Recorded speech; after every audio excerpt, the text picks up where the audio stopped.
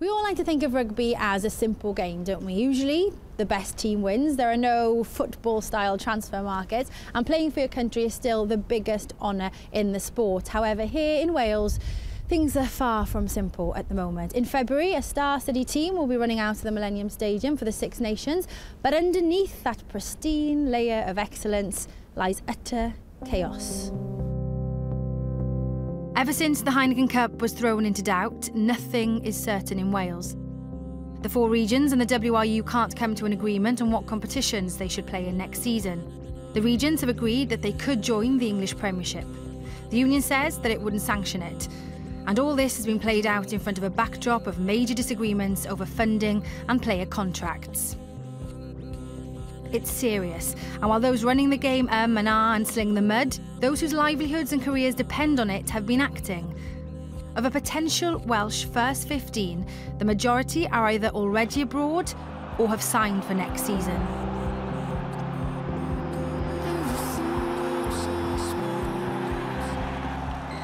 Talk us through your thought process. It was a lot of thought. It was a lot of thought about my future.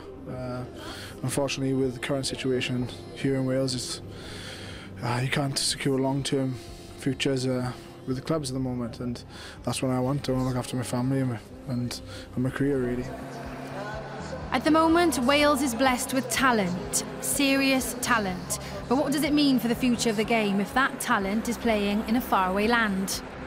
If you look at someone like Sam Warburton, he'll play 15 games for Wales. Maybe he'll play 20 games in a season. So he'll be in excess of £250,000 playing 5 games for Cardiff Blues.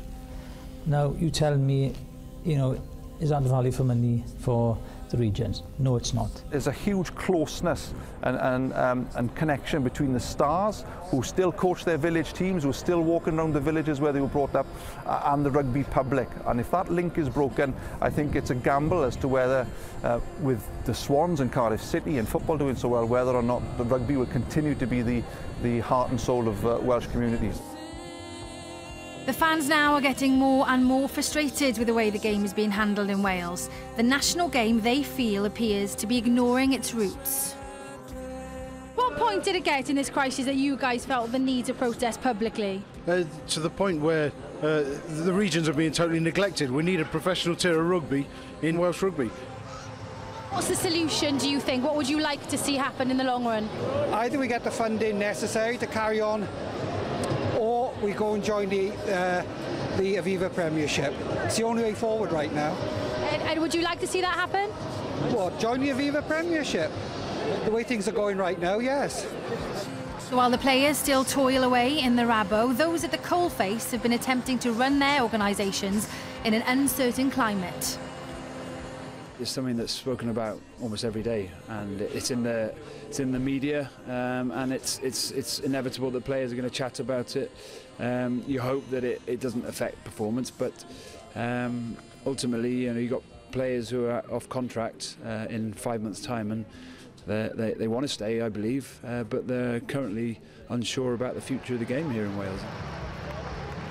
We need certain competition structures with known revenues and when they're coming in, because revenue broadcasting and competitions that you play and make up about 35% of your total revenue. So it's really, really important we have those things right and in place.